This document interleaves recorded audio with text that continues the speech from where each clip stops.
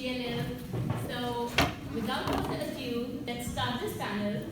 And I'm very grateful to be here with our two amazing panels, Danie Matielo, who is an interim executive director at Ashoka Changemakers, and Sladen, who is a director of Youth Economic Opportunities Network at Making Sense International. The theme for this GLL is building, launching, and sustaining movements. And with this session, we will try to understand what movements are. Because when we say movements, we all may have very different imagination or understanding about movements. So in this panel, we will make an attempt to decode movements and say, what is it? How are they made? How are they sustained? How movements change the world? With this, let me invite the two panelists. Thank you so much for being with us here. And we're going to start with introduction, and we're going to do it Atlas Core way. So I'm going to start with my introduction and my 5 facts, and then I will invite the panelists to introduce themselves. So hello everyone, my name is Pragya. I'm an Atlas Core Fellow from India, class 32. My host organization is American Express. My social issue is social entrepreneurship. And fun fact about me is I love to try bizarre foods like scorpio. Like scorpio. Okay, so 5 facts. Your name, where you're from, your organization, social issue, and After the shot. Good morning, everybody. I'm very happy to be here today. Thank you for inviting us. My name is Sladen. I direct the Youth Economic Opportunities Network at Making Sense International. My mission is youth economic inclusion. And fun fact about myself, this morning I put my shirt on backwards, and one of you was very nice enough to come up and tell me. I don't know where she is, but thank you. Thank you. Yeah, I'm very happy to be here. Thank you for inviting. My name is Danie Matielo. I am the interim executive director of Changemakers at Ashoka, originally from Brazil. My social issue is technology and social change. And fun fact, which sometimes causes a lot of problems, I really like turbulences during flights. Yeah, I know. People get angry with me on flights. I think they're so fun.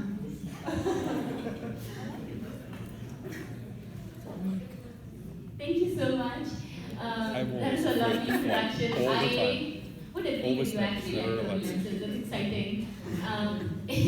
Moving on to it, it'll be very inspiring to know what are the issues that you're passionate about solving, and how it connects to the organizations that you're part of. And what are your organizations known for? They've made a big impact in the social sector, so what they are known for.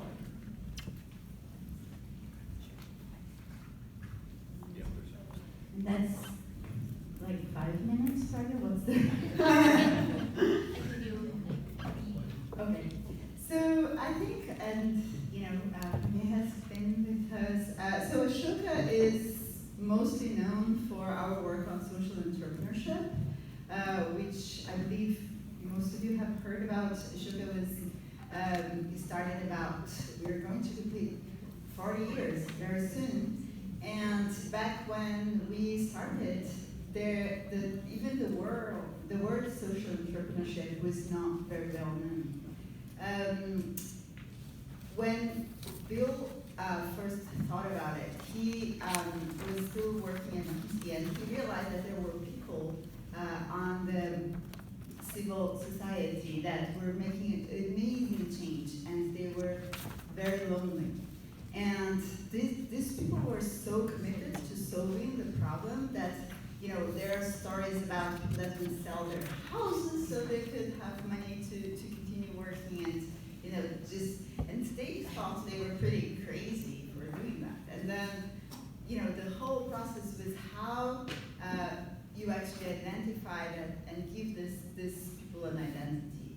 And this is what started the work that Ashoka has been doing for for the last 30 years, well, almost 40 years, and now we have looked back and decoded it in a way, I would say, to understand that that was a way of building the social entrepreneurship movement, which nowadays is completely independent of us. But we like to say that, especially Bill likes to say that we started it. So the goal of Making Sense is to foster human potential and promote inclusive economic growth. And we started about 18 years ago working with young women entrepreneurs around how to build, start, and maintain your own small business. But a big part of that focus was how to create more inclusive opportunities. So we focused on financial inclusion and creating fewer barriers to access for women to loans to finance their businesses. And from there, the focus of Making Sense really grew into promoting and strengthening the capacity of people on the ground to run their own lives, control their own businesses. We're a small organization, we're about 20 people, so we typically sub or partner with larger organizations to strengthen key parts of their program, and we also do direct training with recipients. So my focus at Making Sense is to direct the Youth Economic Opportunities Network, and the network really reflects, I think, the ethos of Making Sense that has grown over the last almost 20 years, which is to create a space for shared learning and collaboration and transparency around how we do the work that we do and how we can improve our work with young people in particular.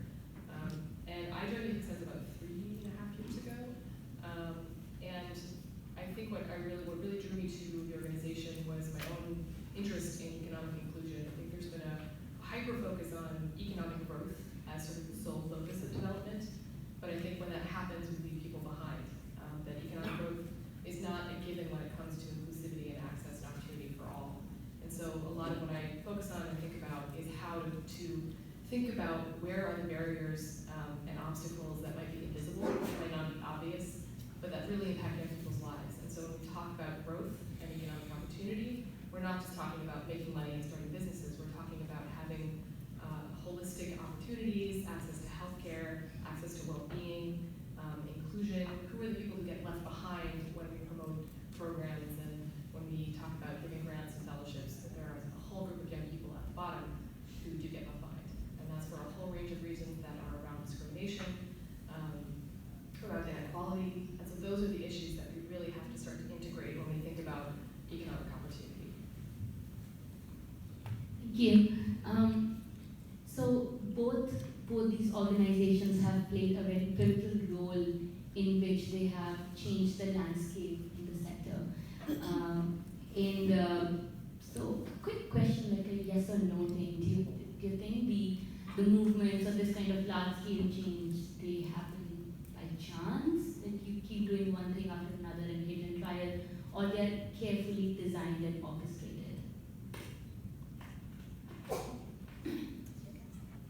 I think it's contextual, and it depends on what kind of movement you're talking about. But I think, if I think about some of the movements that I find really interesting right now, so like there's a group, Youth Strike for Climate. How many of you have heard about Youth Strike for Climate? This is a global movement of students to demand action on climate change from their governments. And it's one of the largest youth-led protests in history. There were about 2,300 school strikes in 130 countries this year, which is pretty impressive. And I think that's an interesting example because it is both orchestrated and well-organized and mobilized using platforms like social media, but it also came about of a ripeness of a moment. And that's an idea that comes out of peace building. So when you talk about the sort of pieces coming together for perhaps government policymakers to be ready to come to the table, for the public to accept certain changes, those things don't happen overnight. There's a kind of building to that moment. And I feel like the youth climate action came out of a growing frustration, but that took many, many years. But then there was a catalyst, there was a moment of action, and that catalyst was a young woman in Sweden, Greta Thunberg, who started striking every Friday, demanding action. She would stand outside the parliament in Sweden and demand action on climate change. And she started getting attention over social media, and it catalyzed action among other young people. I think that's an example of, both, I think, the ripeness awareness of a moment coming together with somebody taking action and it catching fire. So I think that's sort of a great way to think about movements, is that it's coming together a lot of different pieces. Yeah, I agree with that. There is a combination of context and I think even when there are moments that you start at a certain point and they don't catch because that's not, the different aspects were not there. There is this very interesting book that's called How to Build Movements. And they bring several examples that they actually look at the aspects of things that are need to be present.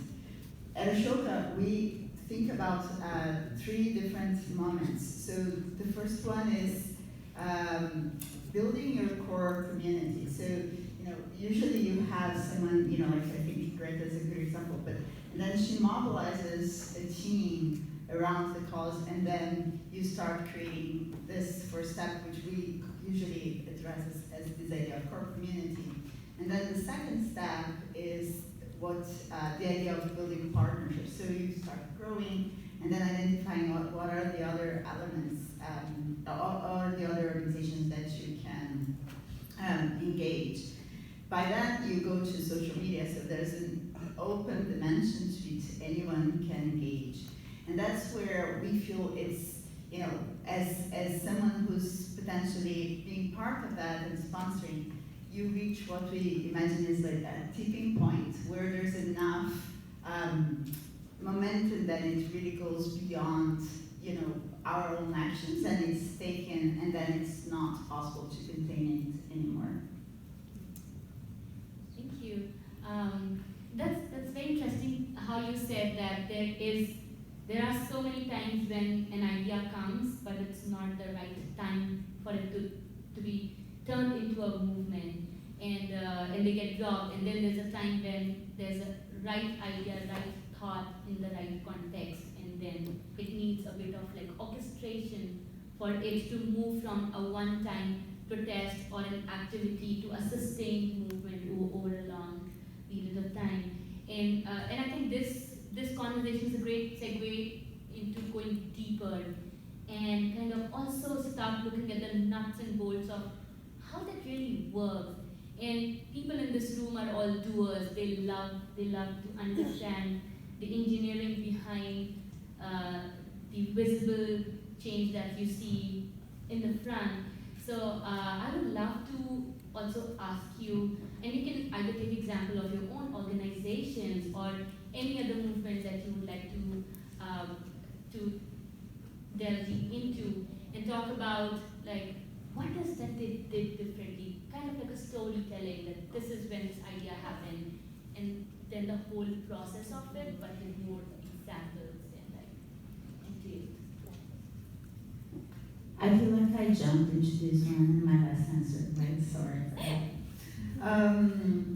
So I think one of the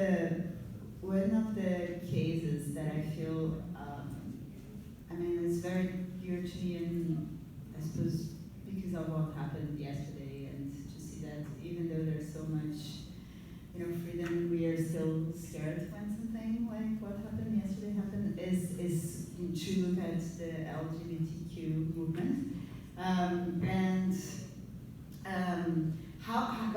it has grown in different parts of the world, but it is one that is when analyzed in the book. And I will just pull out one thing that I think it's interesting to, understand the elements of movement building, which was, when the different organizations around the world started to, interconnect and build the narrative around, rights for LGBTQ people, and the shift of the narrative from rights to love, and how did this change the way that people that were against it started to think about, well, it's much harder to be against this idea of love. So they started representing, putting in all the messages, just bringing couples together, and how that was about building a family, and that had a huge impact, especially here in the US. And I think that what is striking to me about there are a lot of different organizations that were part of that, and then there was a narrative that people felt like they could come together behind to that was encompassing to different audiences. So I'll just leave it just this example. I think that there are a lot of different elements.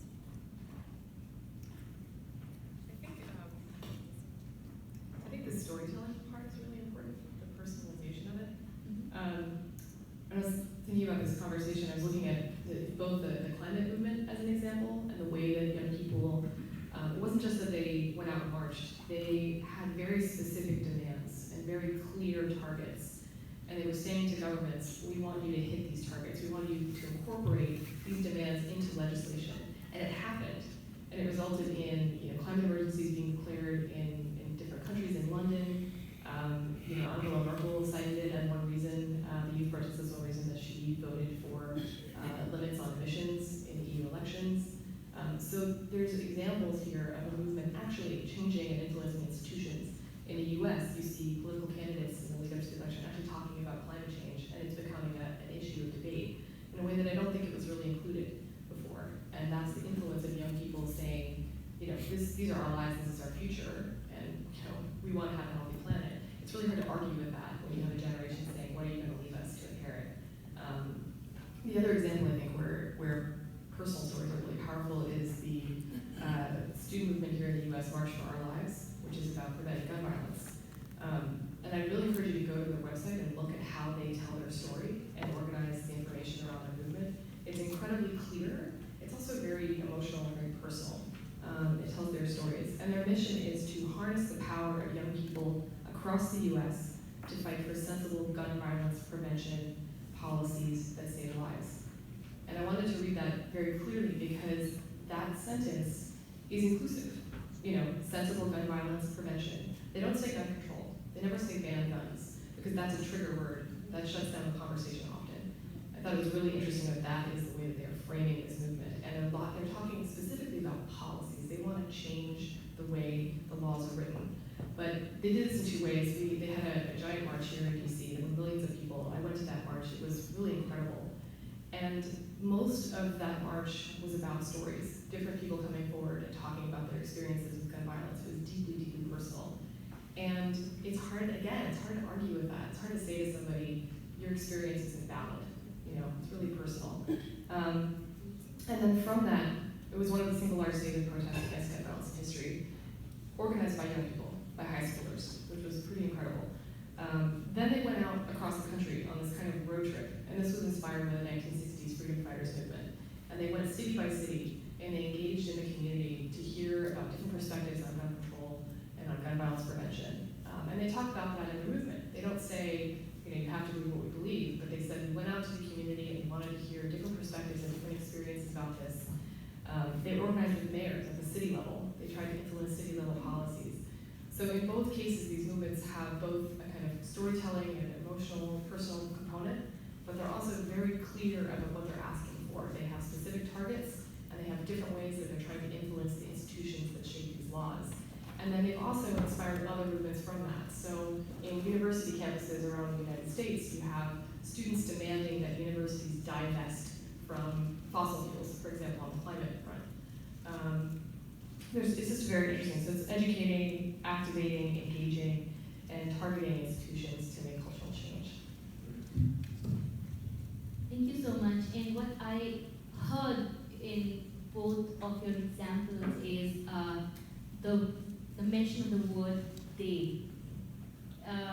There seem to be more than one person or one organization that is holding the vision together, and it's very powerful to kind of see that people think that when you talk about emotions or you talk talk about your personal story, it's very fuzzy, it's very like, you can't touch it, it doesn't make logical sense. So, but what I hear from you to say is, what I hear is also that it is the most powerful thing to do, to kind of bring in your personal experience and bring in your emotions, and that is what creates a shared story that a lot of people can then feel connected to and be part of it. And it's very different from how things are organized at an organizational level, where the motivations and things to do something is very direct, very transactional. But here it is very kind of at a larger level, the meta level, that people are connecting with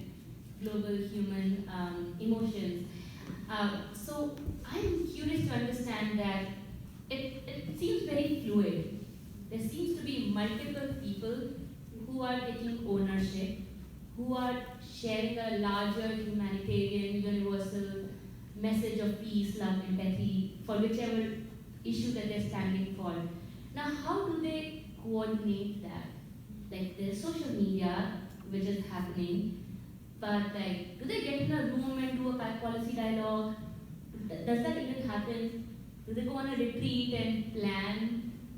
Like, so how does that happen? How do these people who are all aligned, who are on the same page, a lot of them are super young, so not necessarily they say I have 20 years of experience of movement building, let's build a movement. So there's a sense of it being organic, and at the same time it seems like it's a big force that is going. So if there's something that you've observed about it.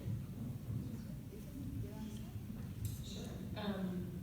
Yeah, it's interesting. So I think the media likes a rock star, and in these both movies, the March for Our Lives and for Youth for Climate Change, I mean, Youth for Climate Action, there was Emma Rodriguez, and then there was Greta Thunberg, and in some ways I feel like that minimizes, like by hyper-focusing on one person as sort of the face of the movement, it minimizes how global it is.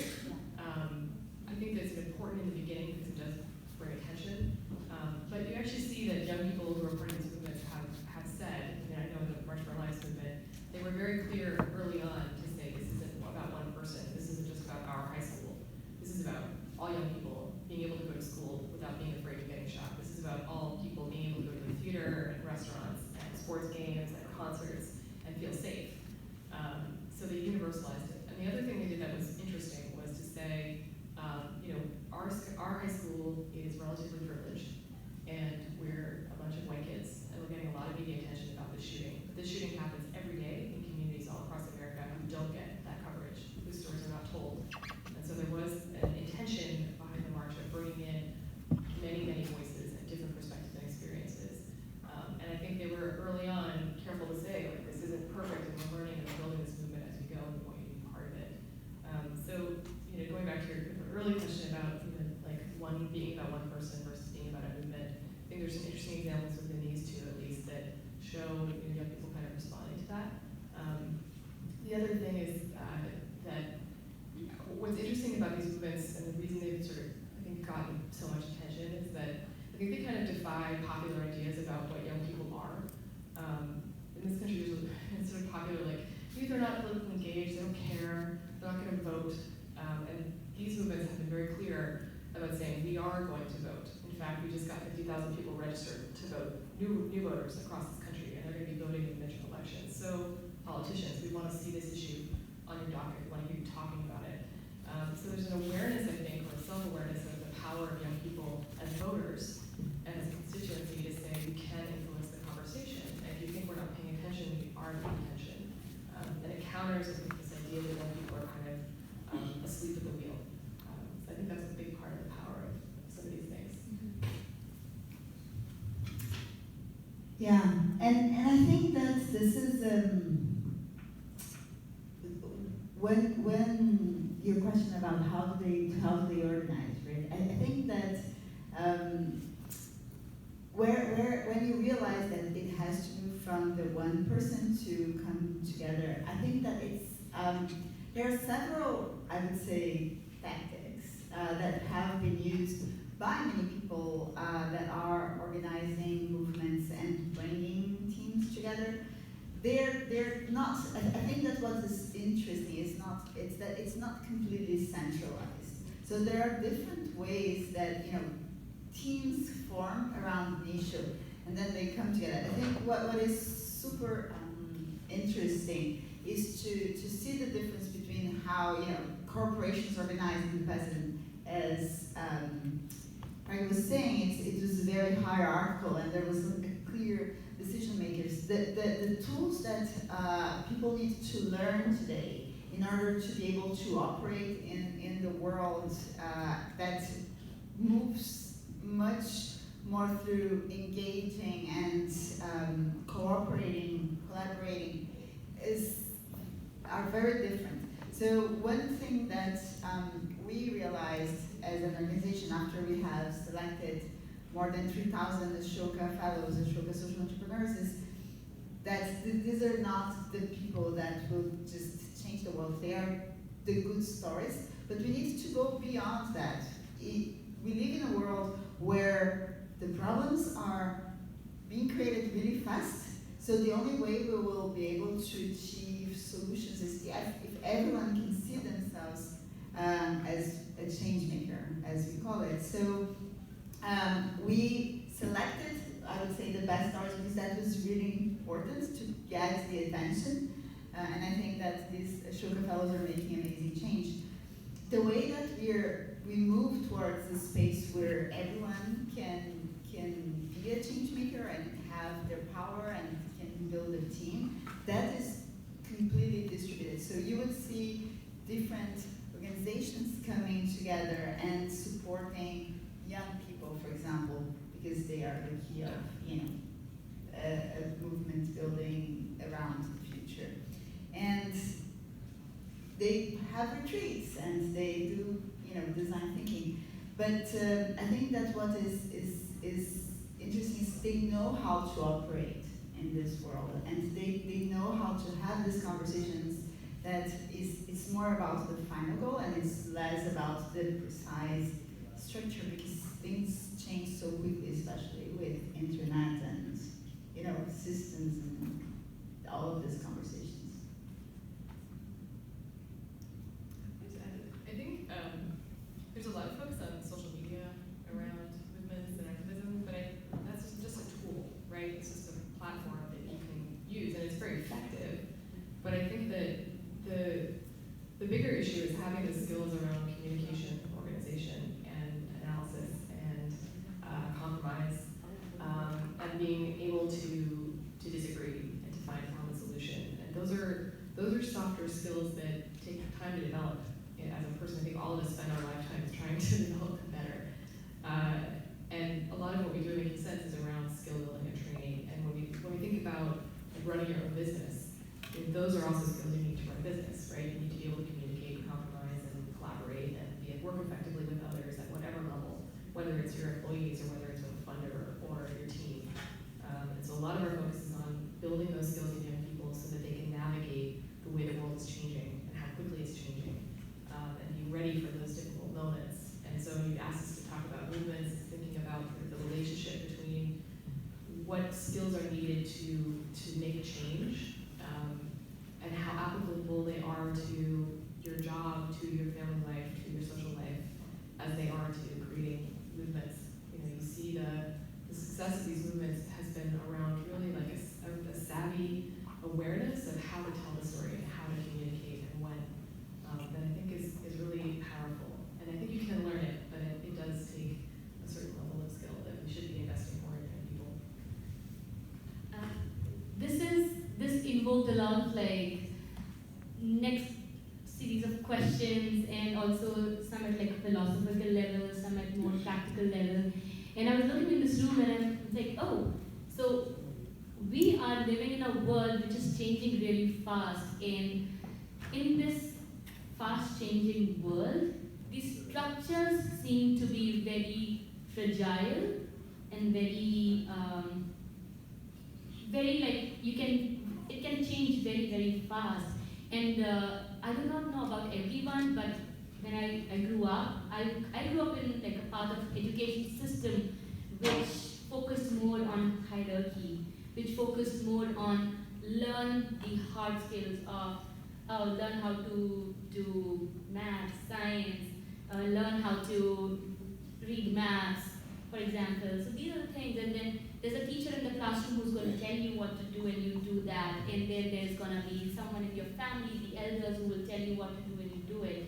And I think by spending 2 decades in with that kind of mindset, I entered a workforce expecting that the leaders in the organizations know everything and they will tell me what to do, etc.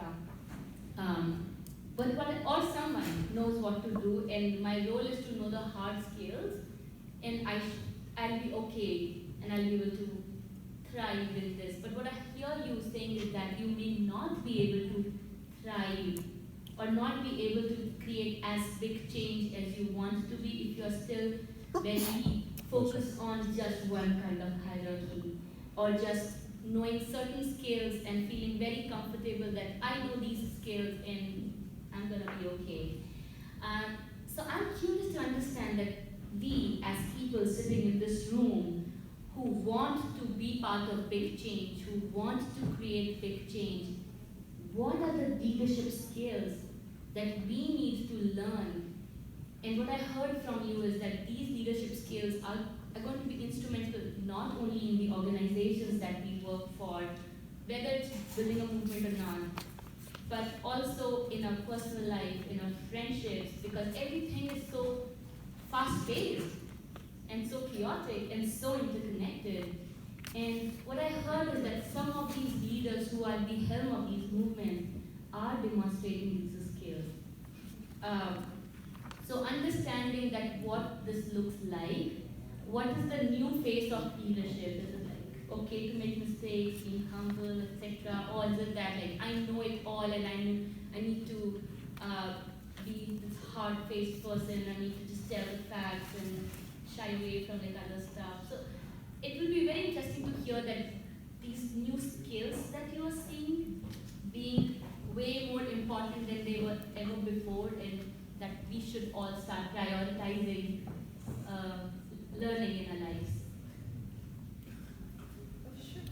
So that's a very interesting question. I think there are, I have two parts of that. The first is what we have mapped as looking at our fellows, and we came up with 4 skills that we feel are very important to survive in this world. And I think a lot of different organizations in the world that are working to prepare ourselves for the future have different skills too.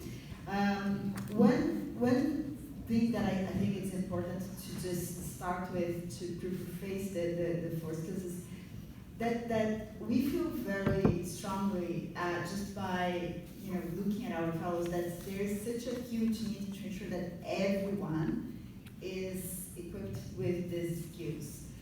The world is moving really fast, and if people are still being taught to expect this from someone and just this being able to work on something that is repetitive, we know that this kind of work is not going to be available. So there's an element about the skills that you all, as movement builders and doers, need. And then there is also a sense of urgency to make sure that whatever solution we come up with, that is also creating opportunities for those that should engage to practice these skills. We urgently need to create this ripple effect where we practice these leadership skills and we are making sure that whenever we engage people, they are also developing these skills. So the 4 that we have mapped is what is cognitive empathy. So our world is interconnected, and we need to understand and be able to really not just empathize, but truly understand what they are feeling in a way that is actionable. So what others' perspectives, and this has to start really early in the development of a child. Then we have what we call team of teams, which is the ability of working with several people, this distributed way of organizing, where there's no clear hierarchy. You know how to step and play a role in different parts of the team, regardless of what's your title. It's the title will probably be the less important part of the work at some point. Then we talk about this idea of collaborative leadership, where you know that you need others to achieve your goals. And if you feel like you have to just do everything alone, this heroship narrative that worked in the past, you're going to fail. And ultimately, it's self-referencing, but it's a commitment to build a world that is good for everyone. So we need more people to just, I think the climate change movement is a great example of this realization that we are all interconnected, and we have to come to solutions that are inclusive and that address our shared future. So these are the 4 skills that we have mapped, just looking at the more than 3,000 fellows that we have and working with young people too. Here, Making Sense does look at sort of index of soft skills or socio-emotional skills that really help a young person achieve success, whether that's in your own ideal organization as a young entrepreneur or just being in the workplace.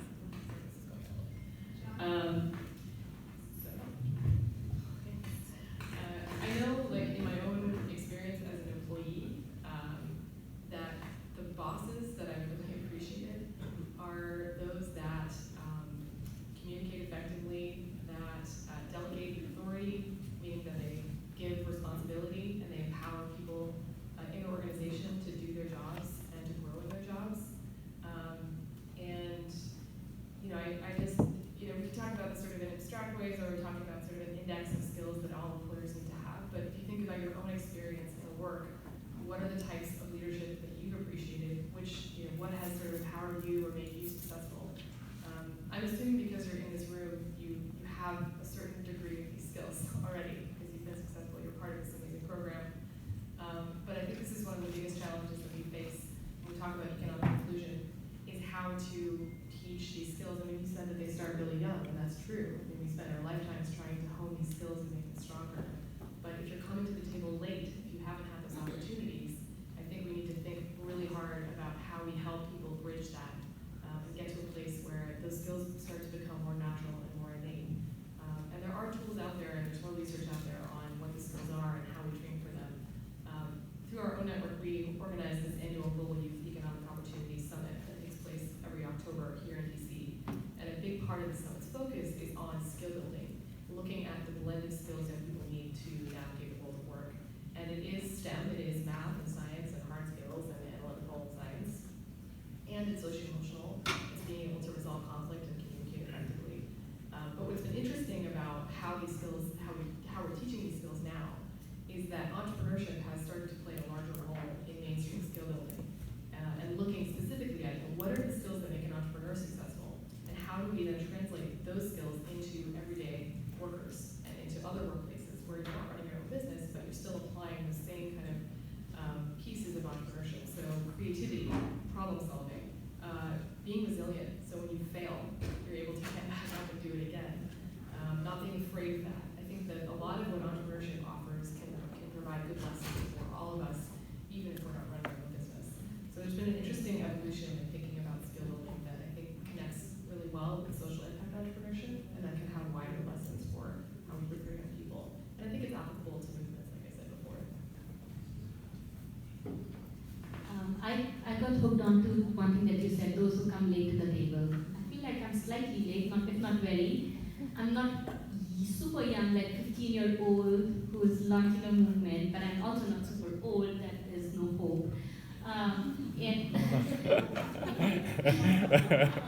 But I want to understand like how in your lives there's a constant demand to do. There's like the things that we need to do in a job that take so much time, and there's like things that happen at personal end.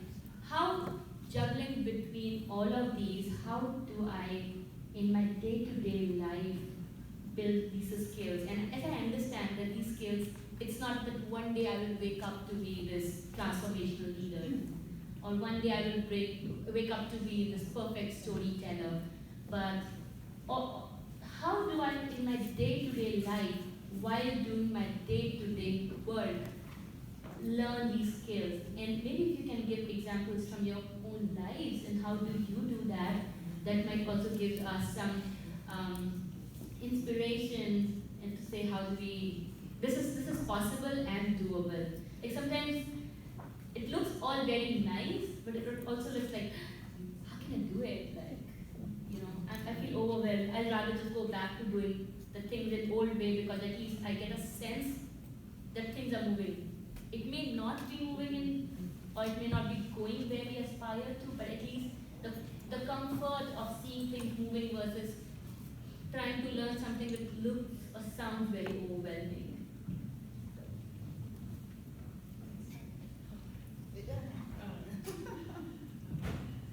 Let's see. You know, one of the things that I have struggled with as someone, a worker in my own career is when the door opens for you, when someone says, I'm confident in you, and now you must step in and take on this leadership role, I struggle a lot with the fear of stepping into that role because I'm not sure I can do it. Like, I'm not fully convinced that I'm going to be successful. And when I was younger, I hesitated a lot. And so I think I missed a couple of opportunities to walk through doors that were open to me. And it's taken a long time to kind of build up a mantra in my own head and to get past that. And there's a few things that have helped me get there. One is, I think, learning how to communicate up. So to build a good relationship with my manager, with my boss, and to trust that he trusts me to do my job. And part of that is being open with your boss if you can. And I'm lucky enough to have someone who is supportive and a mentor. But I've also cultivated other mentorship relationships. So I have other more old people in my life who have a lot of experience, particularly older women who've been in the workforce, who I've maintained relationships with over years. And that's been really valuable, is having those other relationships outside of my immediate workplace to go to and say, I'm not sure I can do this, and here's what I'm struggling with. And I just have that sort of outside, somewhat disconnected perspective, and someone who knows me and says, yeah, I believe in you, yes you can. You know, walk through the door. So that's been really important. And again, sort of figuring out how to effectively communicate with my boss and how to manage up, and also really finding those other support systems inside my ecosystem that can help me kind of build and develop those skills of leadership to feel confident in my role. And the last thing I'll say about this is there's other things in your life, like outside of work, that you can cultivate that then translate back into the workplace.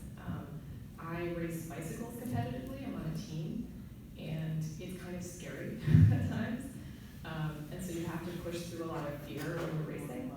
And what's been interesting over this last year is that I've had a lot of moments where I've been really afraid, and I've had to push through the fear. And I've been bringing that back to the workplace in ways I didn't really realize, and thinking about kind of like, you know, how do I translate that moment in work where I'm feeling nervous or unsure about making a decision as a leader for my team, or I'm not sure as a manager how best to handle a situation with someone who may not be performing well.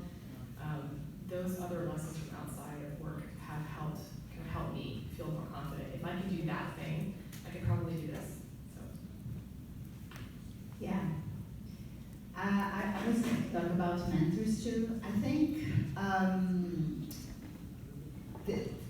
when I look at my career and my experience so far, I can see how important having people around me that supported me and helped me to see more about myself than I would probably be able to see. And when Sarah talks about fear, I think just realizing and being able to talk about how you're feeling this element of self-awareness is so key. It's, you know, when you don't know why you're not doing something, then you can't even try to solve. So one of the, I think, things that have been really, and I think that anyone can do, is be intentional about understanding yourself, your reactions, and then building this network around you that can help with specific situations, but also give you feedback about things that you can improve. So people that you trust and you know they have your best interest in mind. And probably they're not just inside of your organization, they are around you. And I have older people and older women, but I also try to get feedback and share with young people, because I think they have a different take in the world. The last thing I would say is, we have done some research that, the Fellows Network, that connects this element of well-being with the ability of doing system change. This kind of change that we are talking about here, it's really hard. Building movements, you know, people say there's fun, there's a lot of energy. It's really, really stressful. There's very few people talking about how change is, actually there's a lot of people burning out and we work like crazy. And so sleeping, I try to track my sleep, you know, and make sure that I actually know that when I'm talking with people, if I haven't had enough sleep, my capacity to communicate and to align, it drops significantly. And you know, being outside, being in nature, these are things that, usually people think about this as good to have, and then you just cut it out because there are more important things that you have to do. And research shows that it's the opposite. Being able to take care of yourself is such an important element of the ability to make change. I climb, so I do rock climbing. I like to be in the heights, you know, turbulence and all that. But climbing, I think that has a little bit this focus and facing my fears. So yeah, I think taking care of yourself and building this network around you is definitely important. Yeah, well-being is key. I mean, again, I showed up here with my shirt on backwards, so I didn't get enough sleep. I wanted to just add something about the mentorship piece.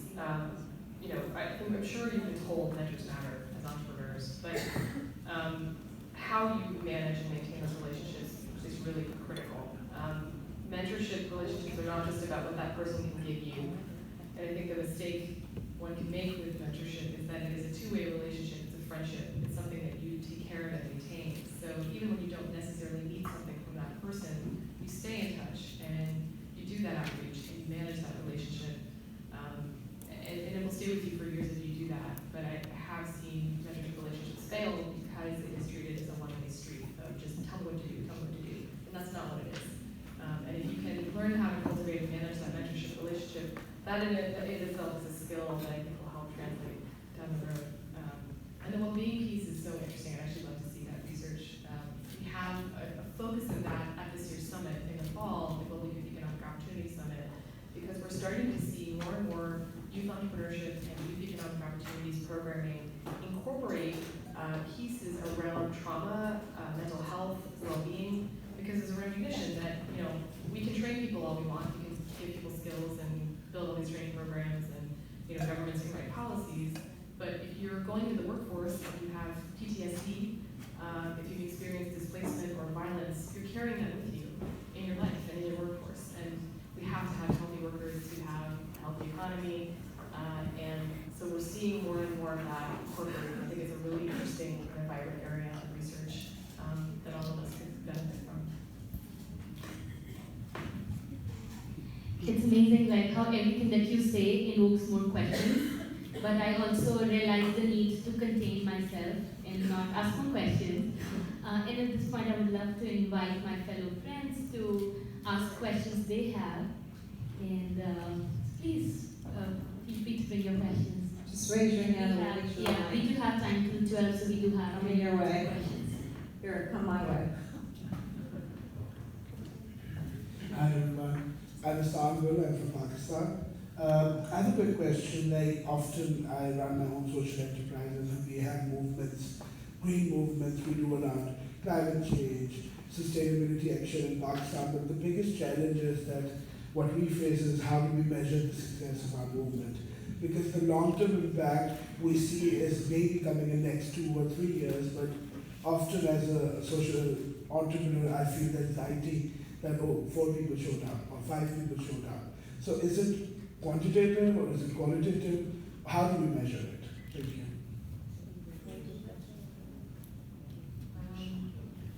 So, if you look at the climate movement globally, I think there's some interesting benchmarks. And one way to look at it is like, excuse me, if you're starting to see mentions of climate in political debates. That was the first, just as a casual observer of this, I was like, oh, wait a minute. Presidential candidates for the United States are talking about climate, which was like a no-go topic for many, many years. No one talked about it, except in certain parties. And now it's becoming a lot more mainstream. So it's sort of like, okay, now it's bubbling up into public discourse. There's also examples where legislation is in place or is being put in place. There's actually a case, I think it's called Juliet versus the United States. Youth have sued the United States government for climate change this year. So that is making its way through the Ninth Circuit right now. So you have public discourse, it's starting to become something you hear about daily in the news, in mainstream news media. It's appearing in changes to institutions and laws at the state level, the local level. It's also making its way up through the presidential candidate race. And it may actually, you may see larger legislation. I mean, who knows? It's a big fight. But I think it can look like different things. It could be quantitative. Do countries commit to setting emissions levels reduction and hitting those targets? And I think it can also be more, kind of, what you said, qualitative, which is, is this something that has become part of our daily discourse? Is this something that is now normal to talk about and debate and engage with? And so I'm looking at it in 2 ways. Yeah, this is working. Yeah. So I do feel the pain because these are long-term impact, and then how if you want to be part of a movement, especially if you're interacting and potentially need to fundraise for movement building activities, potentially in the long term you will get changing legislation. But what is that you tell that you're doing, and what is the impact? And what I feel is important is to understand what are the proxies that you can map that can lead you to achieve this long-term impact. The best examples that I've seen are the ones that have been able to put together a very good logic model that show the relationship between, this activity, I don't know, I were able to bring 10 leaders to this. The 10 leaders that you brought and that you managed to come up with a mission statement, the mission statement is not the impact. But if you can build a clear logic model that shows, okay, this is the step, and these are the next steps that are going to move us towards that direction, then I think you can talk a little bit more about what's your final intended impact, and at the same time present results that speak to how you're going to get there. So sometimes you see, well, I had 1 million people on the Twitter chats that are organized, or there were 1,000 people watching this webinar. Of course, you're distributing your message. Having clarity around what happens through the whole process will definitely help to talk about what impact looks like. We're going to change it so that if you have a question, please come line up by either mic. So that'll make it easier.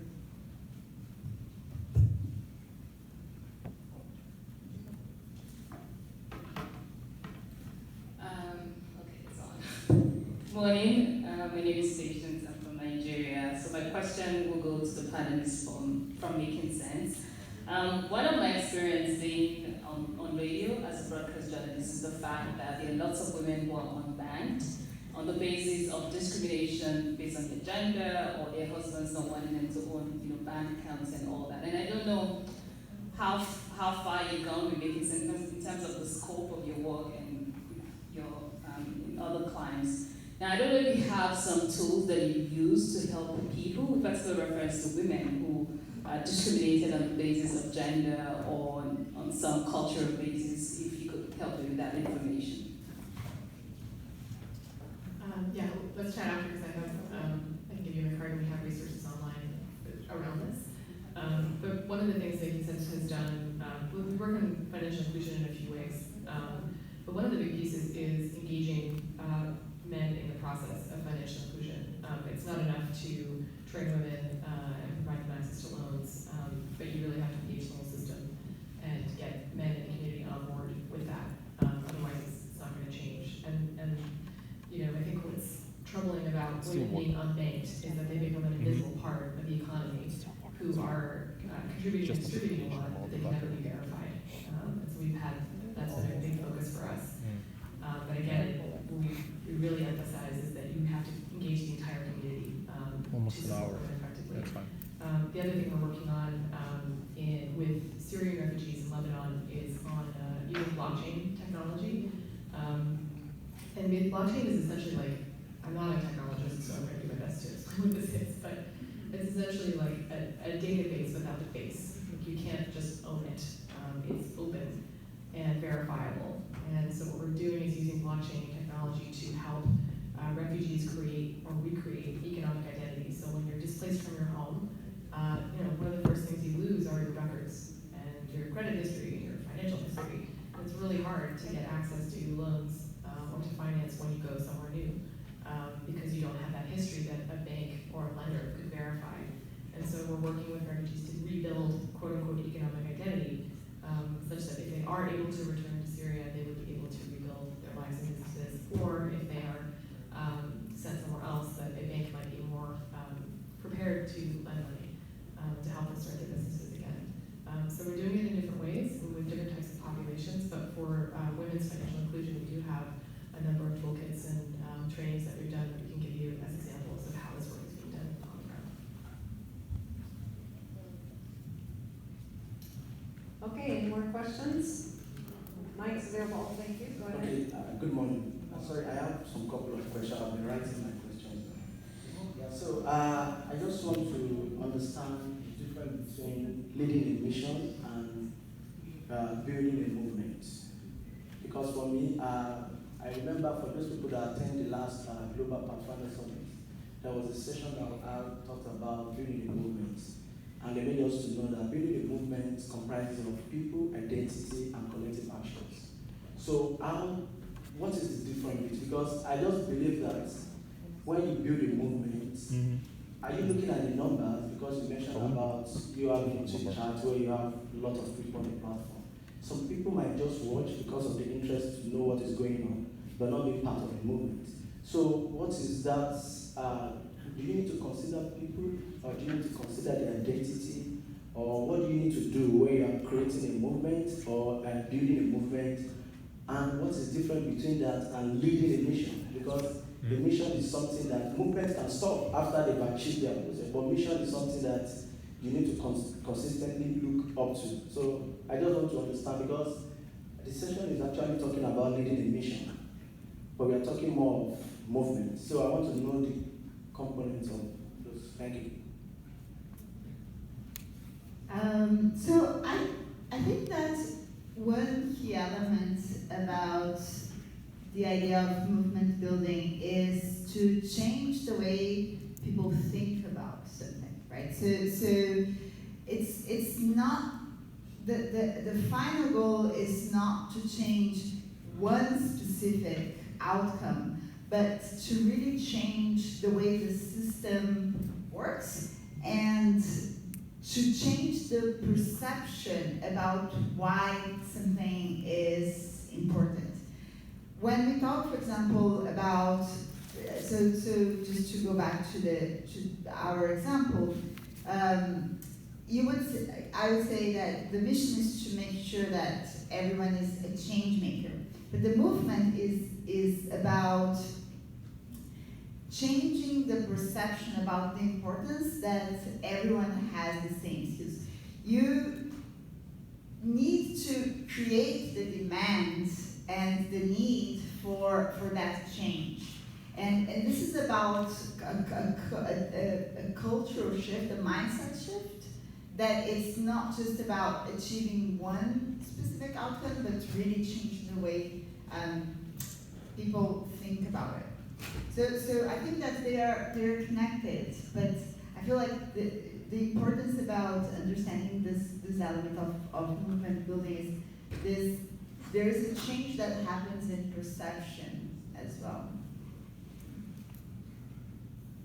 Yeah, I think that's great. Good question. I mean, there's also, and there's tactics, right? I mean, the movement, like, March for Lives is about changing mindsets around, gun violence prevention, but there are tactics and strategies that are part of their mission as an organization. And so one of them is to increase the number of young people who are registered to vote, and they did that by there was a 47% increase in young people who voted in the last midterm election in the U.S.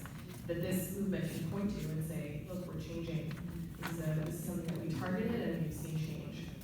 But I think that distinction is really important, and it actually kind of relates back to the other question around inclusive finance for women. Our mission is to get more women banked, but to do that, we have to create a movement around changing mindsets about whether women belong at the table and can they be included in economic opportunity. So that's a part of it as well. I just felt like with that question, I just thought about looking at something as a successful movement, how it changed something, kind of also helped us understand something that's in making. For example, there was a time in history where racial discrimination was like prevalent and celebrated. There was a time when it was desired, the racial discrimination, but today anybody who says today people don't want to say openly that racial discrimination is good. And I think that's the whole movement, the process from one way of thinking at a society level, how the society was thinking, to today how the society thinks. I think that process is movement, and the mission is the end goal where you want to go. And there is a very interesting, I don't know who here has seen Mad Men, the show, but there's an interesting example of, it's also about, sustainable development. But anyways, there's a scene on the show where they go to have a picnic in the park, and it's a family. The show happens, in the beginning of the 70s, and they put the cloths on the floor and on the grass, and by the end of the scene, they just stand up, they take the cloths and just throw everything on the grass, and it's all, nobody would do this today. It's not acceptable that you just leave all your trash just around.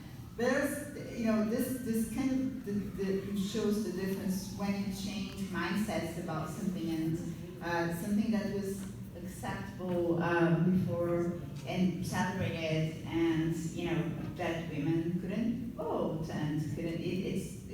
It's a different kind of work, and it takes a long time. Go ahead, over there, go ahead. I'm Aman, and from Pakistan. Thank you very much for this wonderful discussion.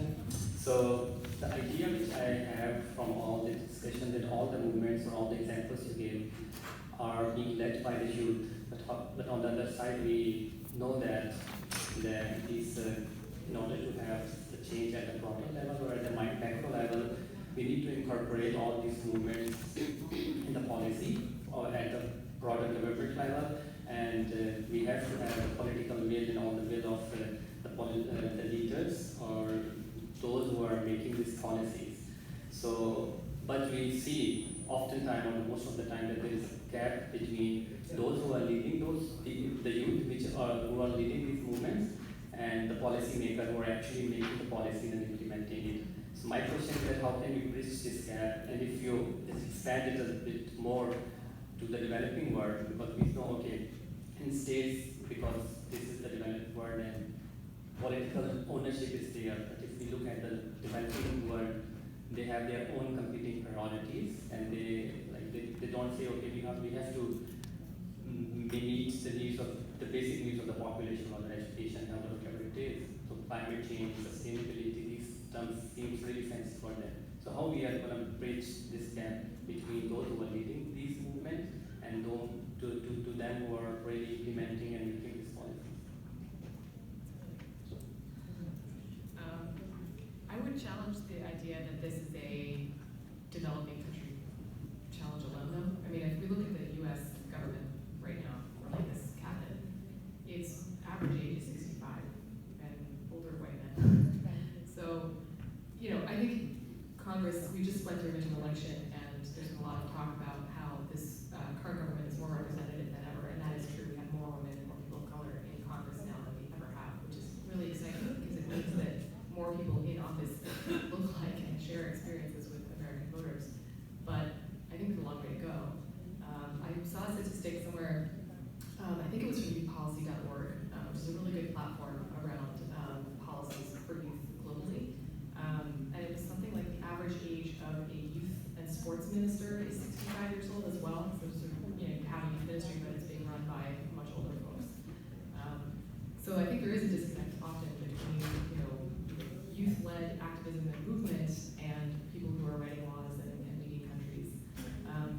In these movements cases, what's been interesting is that they have gone after, they have targeted politicians specifically with clear demands. They've looked at the systems that they're targeting, and they understand that there are legislative targets that can be incorporated into this body of laws. There's an election coming up. We're going to get more young people registered to vote, and that's going to impact you, Mr. Congressman. So there is also sort of, I think, an awareness of how to target and influence. But the other key piece is I think that youth need adult allies and partners, and that there need to be those relationships between young people and lawmakers that's real. And it shouldn't just be driven by the fear of losing an election, but a real commitment to training and fostering the next generation of people who are going to inherit these institutions and the leaders themselves.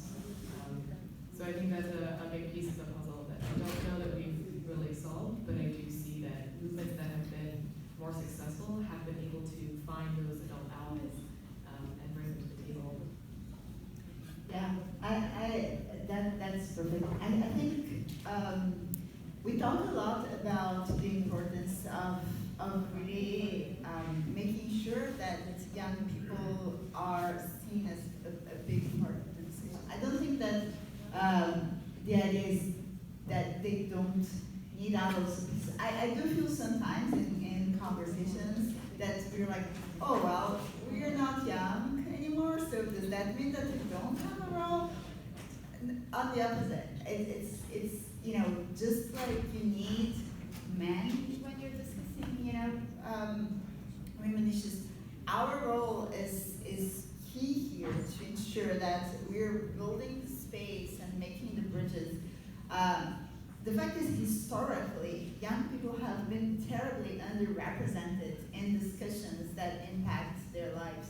So even though you say, well, there's so much attention being put, why do people talk? It's because honestly, they haven't been heard at all in a lot of situations. So what we're trying to do here is to ensure that they are seen as a key element, and organizations that are more structured, I think, making sense, and Ashoka and other organizations that work with youth, there's a role for us to make sure that their voices are there and they can have an interaction with lawmakers. And because of course there is structures that usually are not prepared to debate, and then young people can go to the streets, but how do you move from there to really change the legislation? There are a lot of steps that happen, and engaging organizations that are committed to the voice of young people is very key.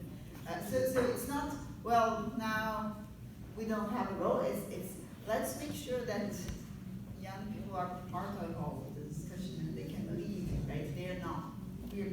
There's so much that needs to be done.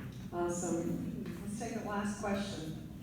So first of all, good morning, fellows, and a warm welcome to our guests who just covered all the topics that hopefully we're going to take a deep dive into all week long. So thank you. I'm Linda Solomon. I'm a friend of Atlas Corps, and my question is, we've talked a lot about big movements, and I have no doubt that every single fellow in this room has been or will be involved in a big movement. And by the way, I'm starting one at 55, so it's never too, you never get too old. Just but my question is, in between big movements, and sometimes, we will all be working on big movements that already have been identified, that are underway. So we're not always going to be defining a new big movement. Do you believe in the concept of little movements?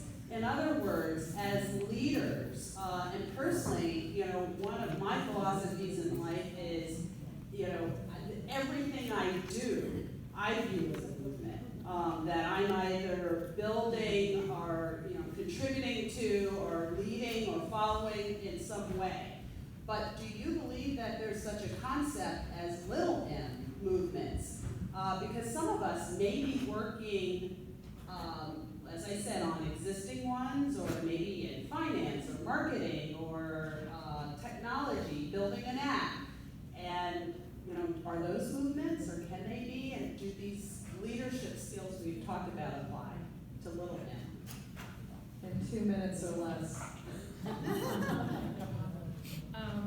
Yeah, hugely. I mean, I think we go crazy if we didn't each have our own, private goals and try to make change in our community. I mean, I compete in a male-dominated athletic sport, and I'm not changing the sport, but I'm part of many women who are engaging in it, who become more represented and are opening up the sport to more women. So, not to do my own word, but I think it helps to see women out there doing it, so that I think it helps other women to see that women are out there raising it, because it means, maybe I have to do that too. I think that's true in the United States with our midterm elections. We had more women running for office than ever in history.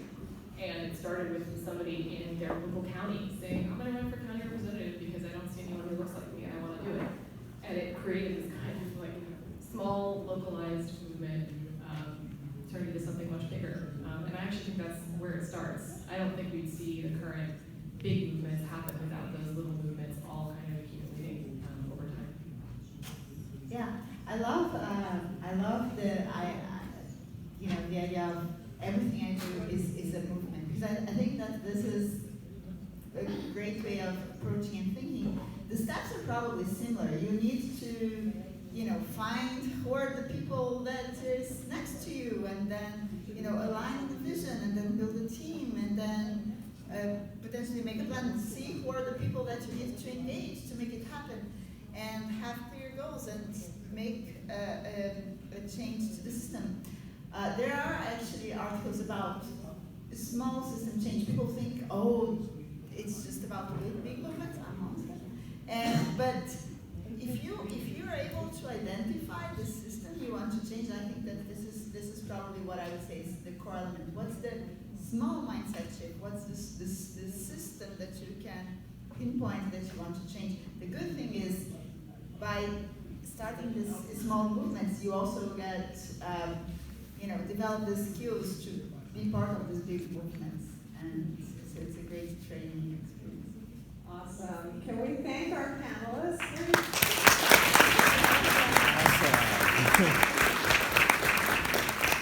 Thanks, you guys, for setting up so many of those the topics, and Pragya for facilitating. Well done. So we are now at lunchtime, and there are sandwiches over there. I'm assuming some of them are vegetarian. Stop. Yes? Okay.